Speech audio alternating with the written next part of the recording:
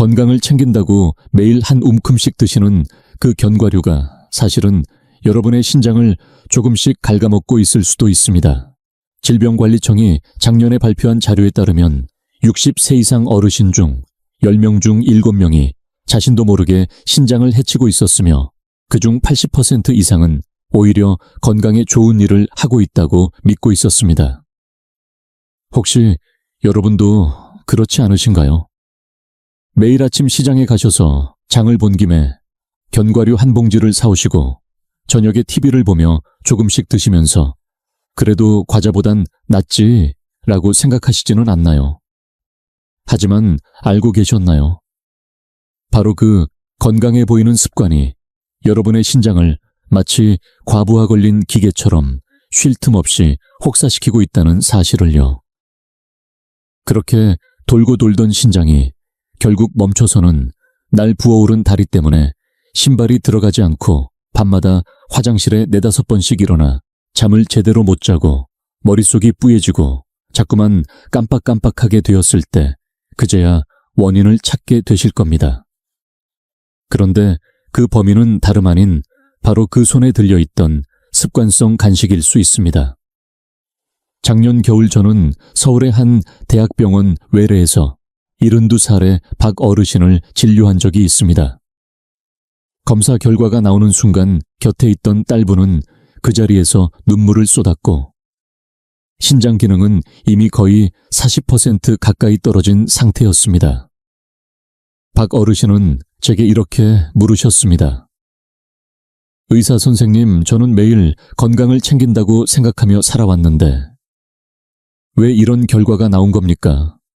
제가 생활 습관을 하나씩 여쭤보자 그제야 방안이 조용해질 정도의 진실이 드러났습니다. 저는 30년 넘게 신장내과에서 환자들을 만나며 비슷한 안타까움을 수도 없이 보아왔습니다. 지금 이 영상을 보고 계신 여러분도 스스로를 한번 점검해 보시기 바랍니다.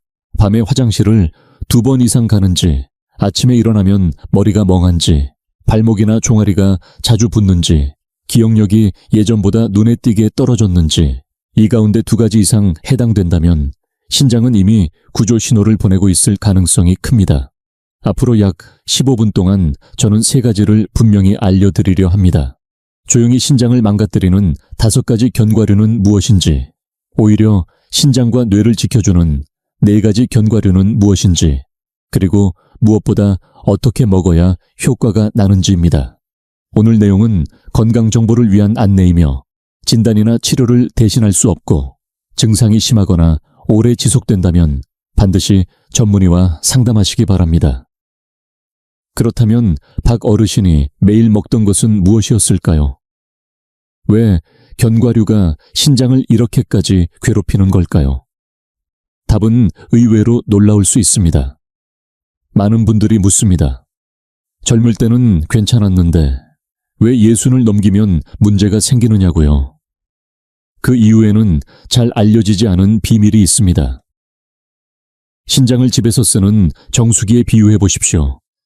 젊을 때는 필터가 새 것이라 피를 걸러내는 일이 빠르고 수월하지만 예순을 넘기면 필터가 서서히 낡기 시작합니다. 국내 의과대학의 10년 추적 연구에 따르면 예순 이후 신장의 여과 능력은 해마다 약 1%씩 감소해 이른이 되면 젊을 때보다 30에서 40%나 떨어집니다. 이는 1시간 만에 끝내던 일을 이제는 2시간이 걸려야 처리한다는 뜻입니다. 문제는 먹는 양과 내용은 그대로인데 처리 능력만 줄어든다는 점입니다. 마치 고속도로에 차가 몰려 점점 막히는 것처럼 부담은 계속 쌓입니다. 더 무서운 사실은 신장이 아프다고 소리치지 않는다는 점입니다. 잦은 야간 배뇨, 이유 없는 부종 하루가 다르게 흐려지는 머릿속 떨어지는 기억력.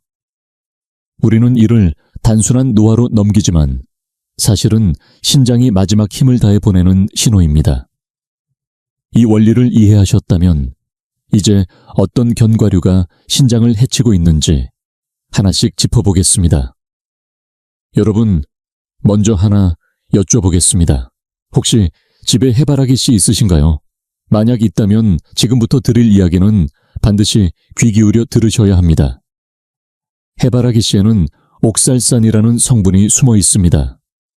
100g 기준으로 무려 90mg의 옥살산이 들어있는데 이 수치는 시금치보다도 3배 가까이 많습니다. 이 성분은 체내로 들어오면 반드시 신장을 통해 배출되어야 합니다. 상상해보세요. 집에서 쓰는 수도관에 하얀 물때가 끼듯이 이 옥살산도 신장에 아주 가느다란 관을 따라 서서히 쌓이기 시작합니다. 처음에는 아무 증상도 없지만 시간이 지날수록 그 찌꺼기가 굳어가고 결국엔 돌처럼 단단해져 결석이 생기게 됩니다.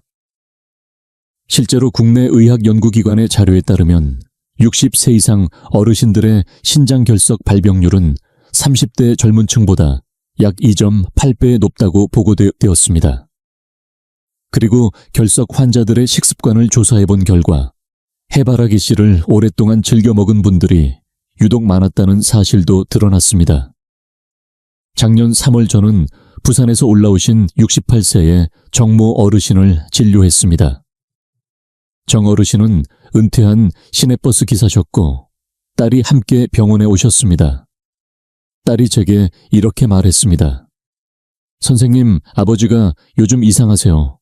화장실에서 볼일을 보고도 물을 몇 번씩 내리시고 계속 변기가 고장났다고 하세요. 제가 정 어르신께 복부 초음파 검사를 권했더니 오른쪽 신장에 지름 1.2cm 크기의 결석이 발견되었습니다. 식습관을 여쭤봤더니 아주 자연스럽게 이렇게 말씀하셨습니다. 저녁에 TV 보면서 해바라기 씨 조금 집어먹는 게 습관이 됐어요. 하루에 한 줌도 안 됩니다. 여러분, 바로 그 한 줌이 68세의 신장에는 이미 큰 부담이 되고 있었던 겁니다. 문제는 여기서 끝이 아닙니다. 정 어르신은 해바라기 씨를 드실 때 맥주도 함께 드시는 습관이 있으셨습니다.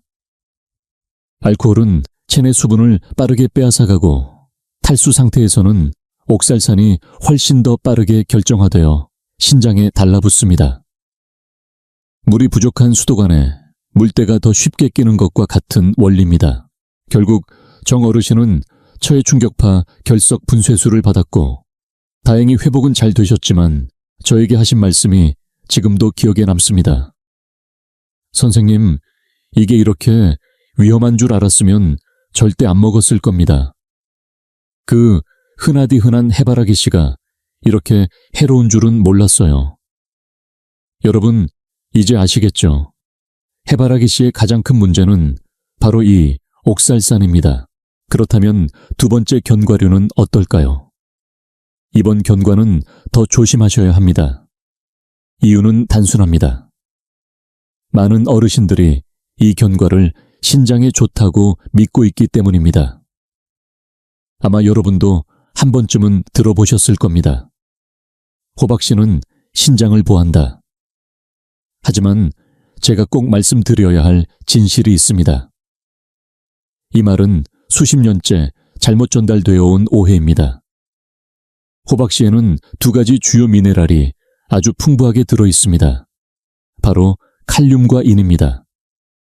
100g 기준으로 칼륨은 약 800mg, 인은 무려 1200mg으로 칼륨은 바나나의 2배, 인은 우유의 10배에 해당하는 양입니다.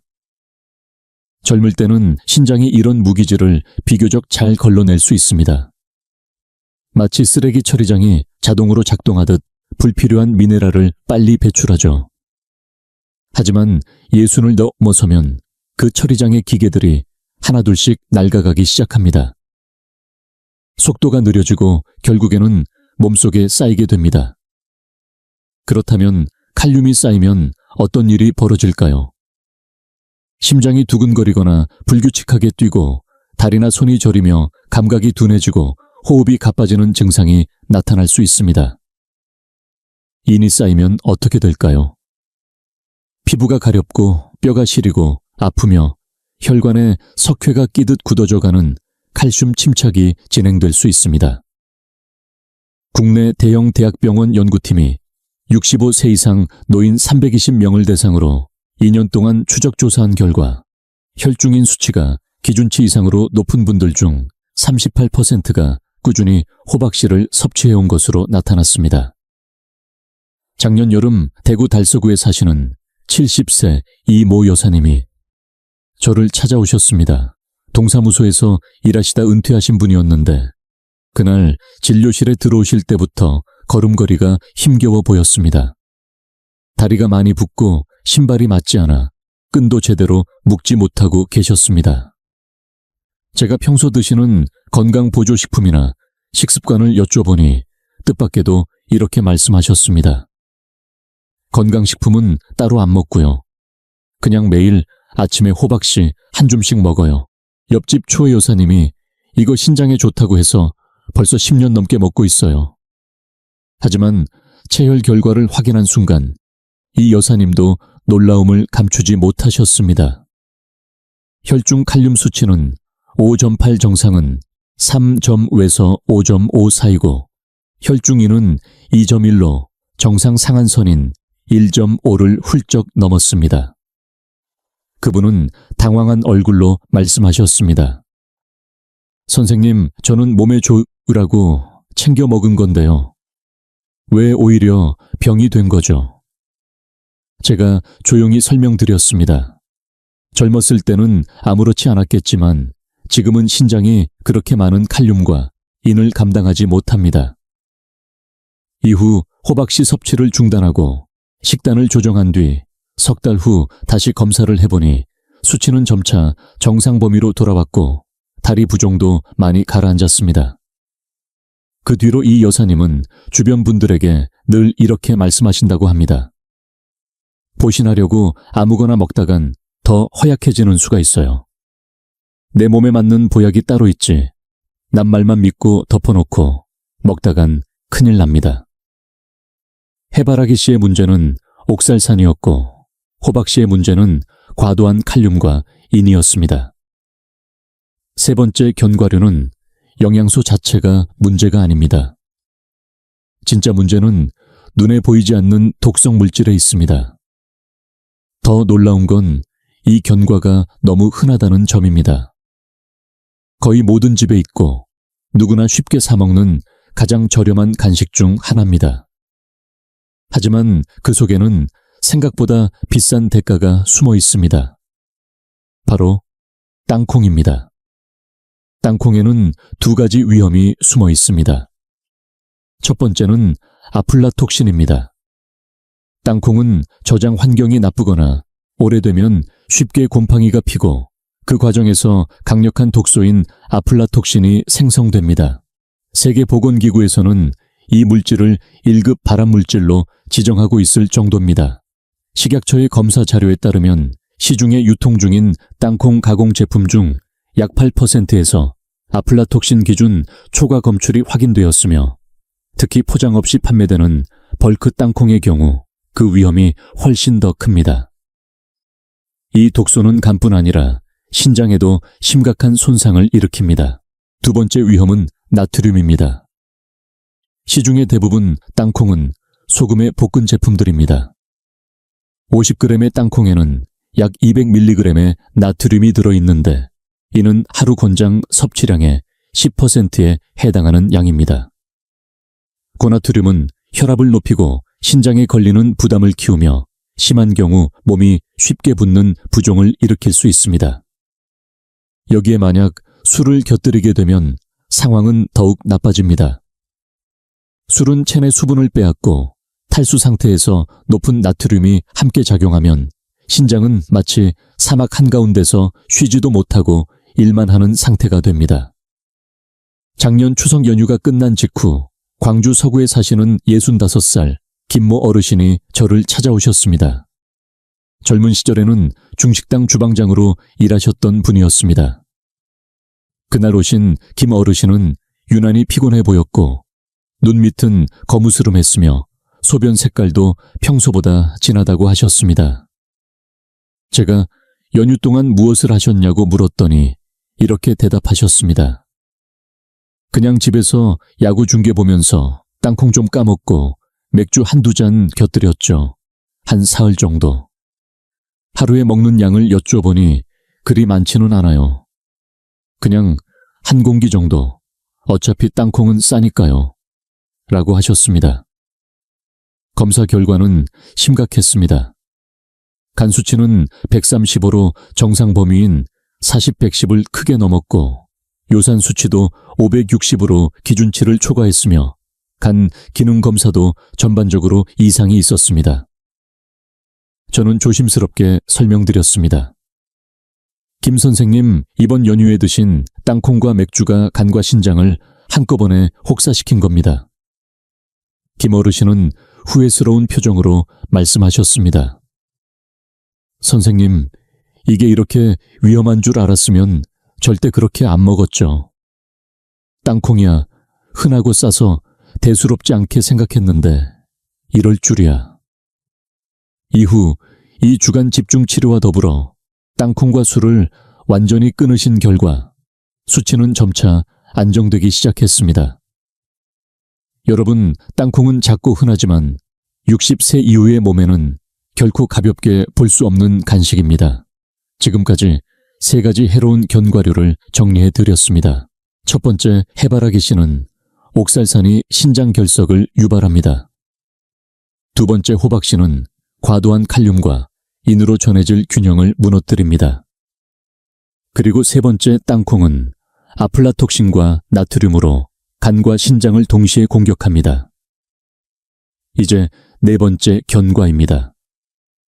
문제는 여전히 심각합니다. 보기엔 말랑하고 달콤한 이 견과는 우리의 혈당을 마치 롤러코스터 태우듯 요동치게 만듭니다. 바로 캐슈넛입니다. 캐슈넛의 문제는 다른 곳이 아니라 바로 탄수화물에 있습니다.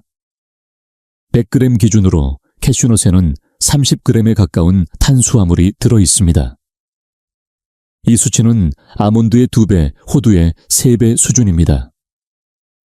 탄수화물은 우리 몸에 들어오면 곧바로 포도당으로 전환되어 혈당을 올립니다. 이때 혈당은 빠르게 치솟고 몸은 이를 낮추기 위해 인슐린을 급하게 분비합니다.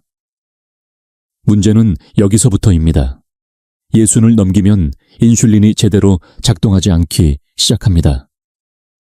마치 녹슨 열쇠가 자물쇠에 들어가도 잘 돌지 않는 것처럼 인슐린의 민감도가 떨어지는 것이죠. 이를 의학적으로는 인슐린 저항성이라고 합니다. 질병관리청의 전국 조사에 따르면 60세 이상 인구의 약 40%가 이미 인슐린 저항성이 나타나고 있으며 이는 당뇨병으로 가는 초기 신호입니다. 문제는 혈당이 들쑥날쑥하게 되면 신장에도 상당한 스트레스가 간다는 점입니다. 마치 수압이 불안정한 수도관이 점점 손상되는 것처럼 혈당의 불안정은 신장의 미세혈관을 끊임없이 자극합니다. 그뿐만이 아닙니다. 뇌는 안정적인 에너지원이 필요한 기관인데 혈당이 출렁이면 집중력도 흐트러지고 기억력은 점점 떨어집니다. 특히 식사 후 심하게 졸리는 증상은 뇌가 제 역할을 못하고 있다는 신호일 수 있습니다. 국내 한 대학병원 신경과 연구진이 1,500명의 노인을 5년간 추적 관찰한 결과 혈당이 자주 급변하는 이들의 인지기능 저하 위험은 안정적인 혈당을 유지한 그룹보다 무려 60%나 더 높았습니다. 작년 가을 경기 수원에 사는 69세 강모 여사님이 진료실을 찾으셨습니다. 은퇴한 중학교 국어 교사셨던 그분은 최근 들어 말한 내용을 자주 잊고 식사 후엔 꼭 졸려서 누워야 한다며 걱정된다는 딸과 함께 오셨습니다. 제가 간식을 뭘 드시냐고 묻자 이렇게 말씀하셨습니다. 제가 원래 혈당이 조금 높거든요. 병원에서는 설탕은 피하라고 해서 캐슈넛을 매일 조금씩 먹어요. 견과류는 혈당에 좋다고 하잖아요. 여러분, 여기서 바로 문제가 보이시나요? 캐슈넛은 분명 견과류이지만 그 안에 탄수화물 함량은 결코 낮지 않습니다. 실제로는 흰쌀밥과 큰 차이가 없을 정도로 혈당을 빠르게 올릴 수 있는 음식입니다. 제가 식후 2시간 혈당을 측정해보라고 권했고 캐슈넛을 한 줌 먹은 후 재본이 11.8까지 올라갔습니다. 원래 정상 수치는 7.8 이하여야 합니다.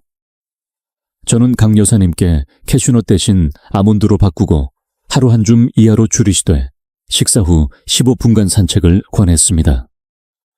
3주 뒤 다시 오셨을 때 혈당은 8.5로 내려왔고 요즘은 머리도 한결 맑고 기억력도 예전보다 나아진 것 같아요. 라고 웃으셨습니다. 그리고 이렇게 덧붙이셨습니다.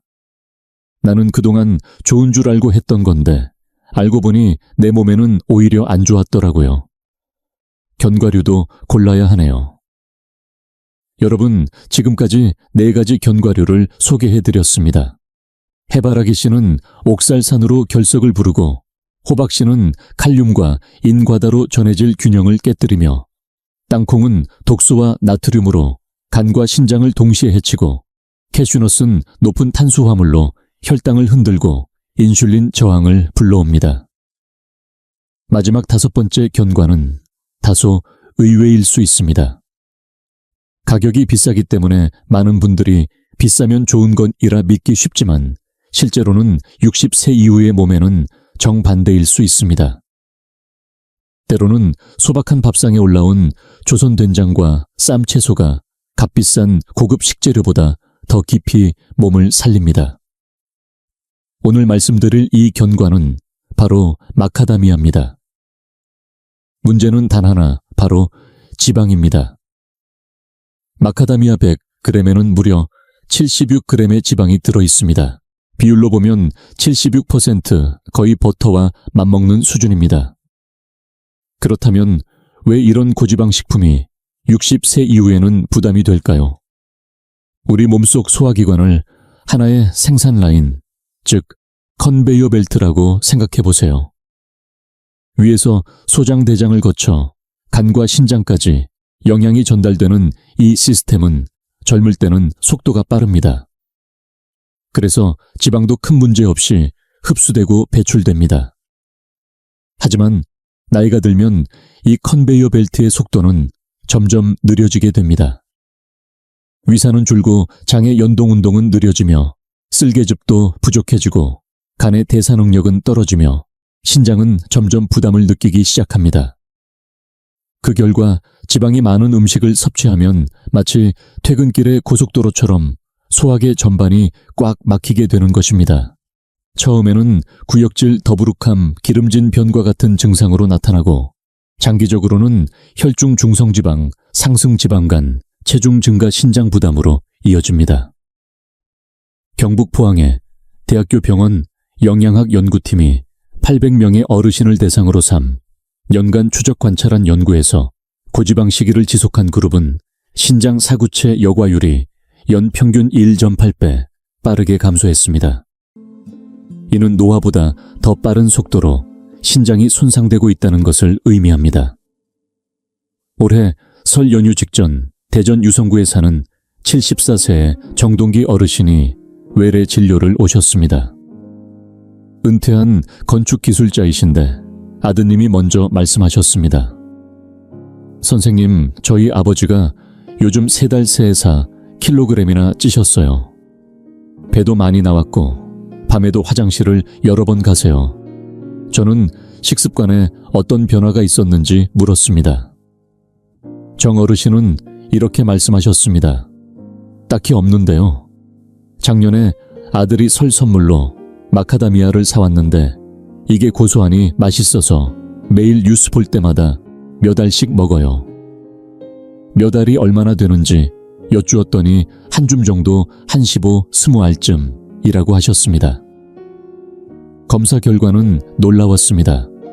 체중은 62에서 66kg로 증가했고 중성지방 수치는 1.2에서 3, 5로 급등 사구체 여과율은 72에서 58로 급락했습니다.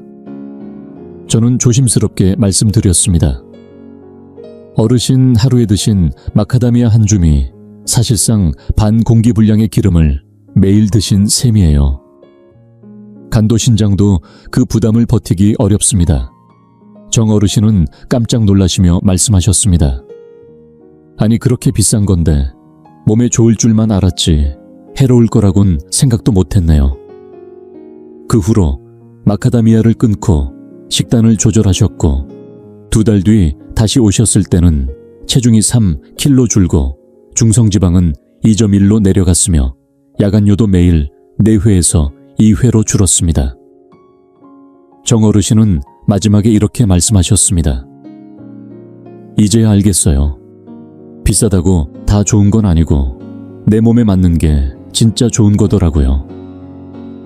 이렇게 오늘 소개해드린 5가지 견과류는 각기 다른 방식으로 우리 몸 특히 신장을 해치고 있습니다.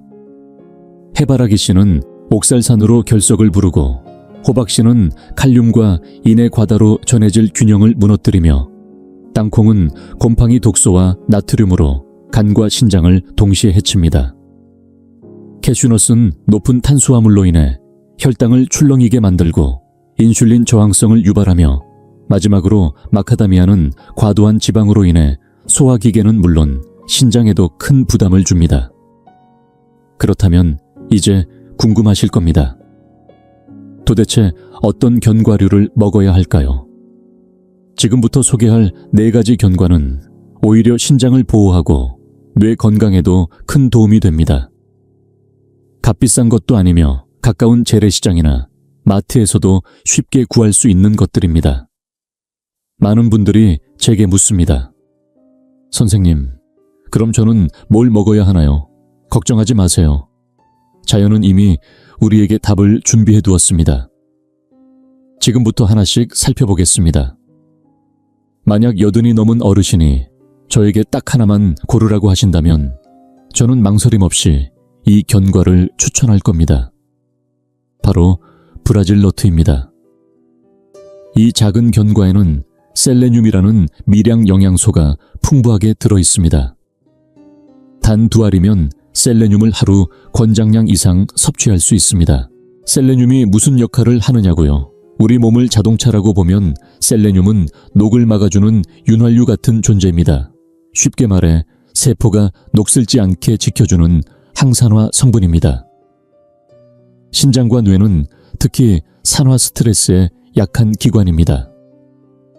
셀레늄은 이 2 기관에 일종의 보호막을 씌워주는 셈이죠. 대한영양학회 전국조사에 따르면 60세 이상 인구의 약 35%가 셀레늄을 제대로 섭취하지 못하고 있습니다. 셀레늄이 부족하면 피로가 쉽게 쌓이고 면역력도 저하되며 기억력과 집중력도 떨어집니다. 심장과 혈관에도 부담이 가중되죠. 서울대병원 노인의학과는 10년에 걸쳐 2,000명의 어르신을 추적했습니다. 그 결과 셀레늄을 충분히 섭취한 그룹은 인지기능이 급격히 떨어질 확률이 셀레늄 부족 그룹보다 47% 낮았습니다. 올해 1월 부산 동래구에 사시는 68세 박정순 어르신이 저를 찾아오셨습니다. 은퇴하신 초등학교 선생님이신데 따님이 걱정스레 말씀하셨습니다. 선생님, 저희 엄마가 요즘 계속 멍하다고 하세요. 머리가 자주 띵하고 집중도 잘 안 되고요. 혈액검사 결과 혈중 셀레늄 수치는 0.58이었습니다. 정상이 0.7 이상인데 꽤 낮은 수치였죠. 저는 하루에 딱 하나 아침 식사 30분 후 브라질 너트를 한 알만 드시라고 권했습니다. 다른 건 바꾸지 않아도 된다고 말씀드렸습니다. 3주 뒤 박 어르신이 다시 오셨습니다. 선생님, 요즘 확실히 머리가 맑아졌어요. 책도 다시 읽게 되고 할 일도 기억이 잘 나요. 혈중 셀레늄 수치도 0.8까지 회복되었고 전보다 확연히 달라진 모습이었습니다. 박 어르신이 마지막에 이렇게 물으셨습니다. 아니, 이 조그만 견과 하나가 그렇게 대단한가요? 저는 웃으며 대답했습니다. 우리가 간절히 필요한 건 늘 큰 고기나 비싼 음식이 아닐 수도 있습니다. 몸이 딱 필요로 하는 영양소 하나가 없을 때 삶의 질은 눈에 띄게 달라질 수 있습니다. 섭취 방법은 간단합니다. 아침 식사 후 30분쯤 뒤 하루에 한 알만 드시면 됩니다. 절대 많이 드시면 안 됩니다. 셀레늄은 과다 섭취 시 오히려 독이 될 수 있기 때문입니다. 하루 한 알이면 충분합니다. 수입식품 코너나 인터넷에서도 무염무가미 제품을 쉽게 구하실 수 있고 냉장 보관하시면 오랫동안 안전하게 드실 수 있습니다. 자연의 신비는 정말 놀랍습니다. 신기하게도 생김새가 뇌처럼 생긴 음식이 실제로 뇌를 보호해주는 역할을 합니다. 대표적인 예가 바로 호두입니다. 호두에는 오메가3 지방산, 특히 알파리놀렌산이 풍부하게 들어 있습니다. 이 성분이 무슨 역할을 할까요? 우리 뇌는 수많은 세포들로 구성되어 있는데 각각의 세포를 둘러싼 막이 있습니다. 쉽게 말해 마치 집 바깥을 감싸고 있는 외벽과 같은 구조죠. 젊었을 때는 이 세포막이 유연하고 탄력이 있어서 뇌의 신호 전달이 빠르고 원활합니다. 그러나 나이가 들수록 이 막이 점점 딱딱해지고 부서지기 쉬워집니다. 마치 오래된 벽지가 갈라지는 것처럼 말이죠. 오메가3은 이 벽지에 칠하는 보호 코팅제 같은 역할을 합니다. 세포막을 부드럽고 유연하게 유지해주는 역할을 하죠. 하버드 의대의 연구팀은 무려 2만 명의 노년층을 20년 동안 추적 관찰했습니다. 그 결과 일주일에 5번 이상 호두를 섭취한 사람들은 심혈관 질환의 위험이 20% 낮았고 인지기능도 훨씬 오래 유지되었습니다.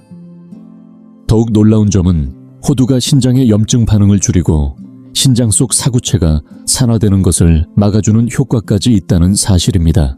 서울의 한 대학병원 신장내과 연구팀은 300명의 노년층을 대상으로 2년 동안 관찰한 결과 매일 호두를 섭취한 그룹은 단백뇨 수치가 현저히 낮았고 그렇지 않은 그룹보다 신장 기능 저하 속도가 훨씬 느렸습니다.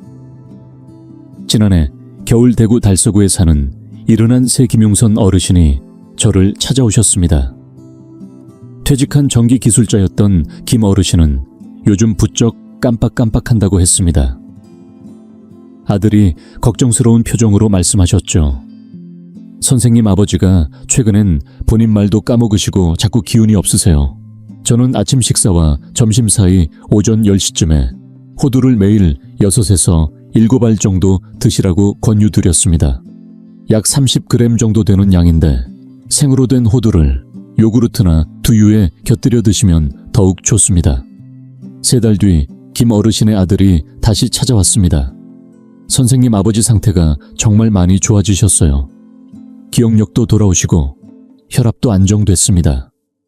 라고 환하게 웃으셨죠. 호두는 어떻게 드시는 게 좋을까요? 매일 아침 10시쯤 생호두를 6알 정도 드시는 걸 추천드립니다. 절대 볶거나 설탕에 절이지 마시고 그냥 생으로 드셔야 합니다. 그리고 한 달 안에 다 드시는 게 좋기 때문에 냉장 보관하시고 한 주 분량씩 미리 소분해 두시면 과식도 막고 깜빡하는 일도 줄일 수 있습니다. 혈당이 자꾸 널뛰듯 오르락내리락 하신다면 지금부터 말씀드릴 이 견과가 여러분의 구원자가 될지도 모릅니다. 바로 아몬드입니다.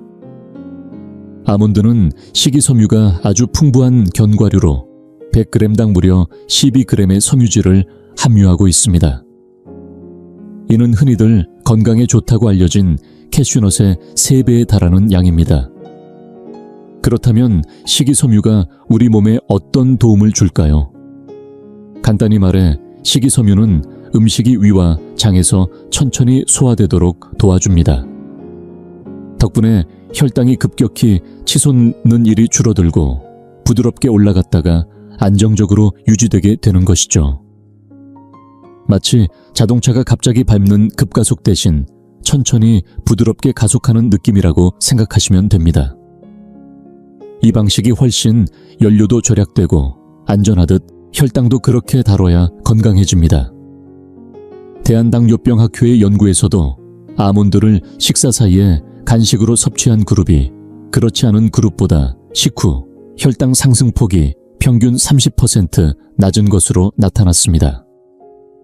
게다가 아몬드는 칼륨 함량이 높으면서도 나트륨 함량이 낮기 때문에 혈압을 올리거나 신장에 부담을 주지도 않습니다. 오히려 혈압 안정에 도움을 주는 역할을 하죠.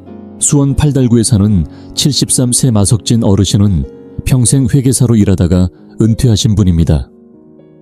평소 당화혈색소가 7.2로 약을 복용하라는 권유를 받았지만 본인은 약에 의존하기 전에 식단을 바꿔보고 싶다고 하셨습니다. 그래서 저는 마 어르신께 매일 오후 3시에 생아몬드 10알에서 15알 정도를 녹차 한 잔과 함께 드시도록 권했습니다. 그리고 아침 저녁으로 각각 30분씩 산책을 추가해보자고 했죠. 3달 후 다시 뵌 마 어르신의 혈당 수치는 놀라운 변화를 보였습니다. 당화혈색소는 6.5까지 떨어졌고 식후 혈당도 훨씬 더 안정적으로 유지되고 있었습니다. 어르신은 환하게 웃으며 이렇게 말씀하셨습니다. 이제 오후 3시만 되면 아몬드 먹는 시간이 기다려져요.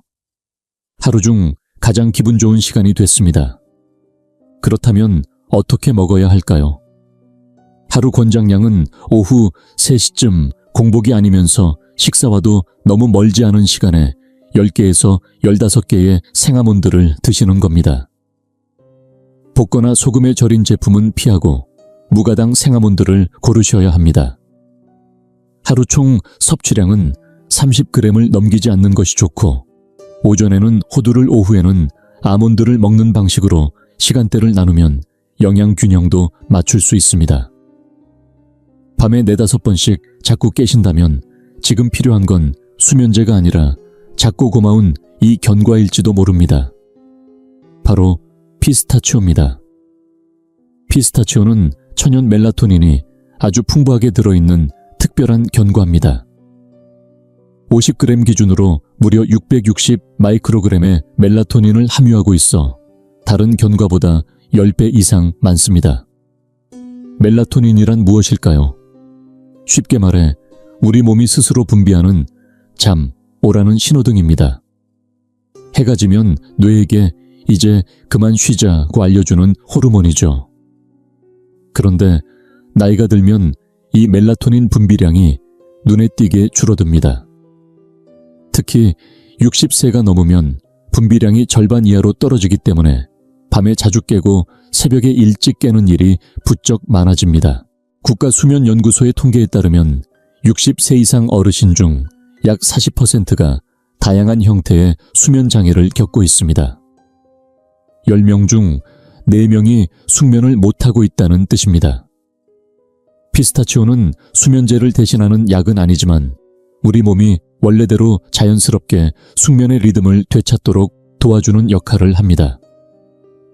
대전 중구에 사는 75세 임정순 할머니는 원래 하룻밤에 4번까지 깨곤 하셨습니다. 깰 때마다 다시 잠들기 힘들어서 새벽까지 뒤척이기 일쑤였죠. 제가 권해드린 건 간단했습니다. 잠자기 1시간 전 따뜻한 우유 한 잔과 함께 피스타치오 15알에서 20알 정도를 드셔보시라고 했습니다. 3주 뒤 임 할머니는 이렇게 말씀하셨습니다. 이젠 많아야 2번, 어떤 날은 한 번도 안 깨고 자요. 자고 일어났을 때 몸이 훨씬 가볍고 개운해졌어요. 잠의 질이 바뀌자 하루의 시작이 달라졌다고 하셨습니다. 그럼 어떻게 드셔야 할까요?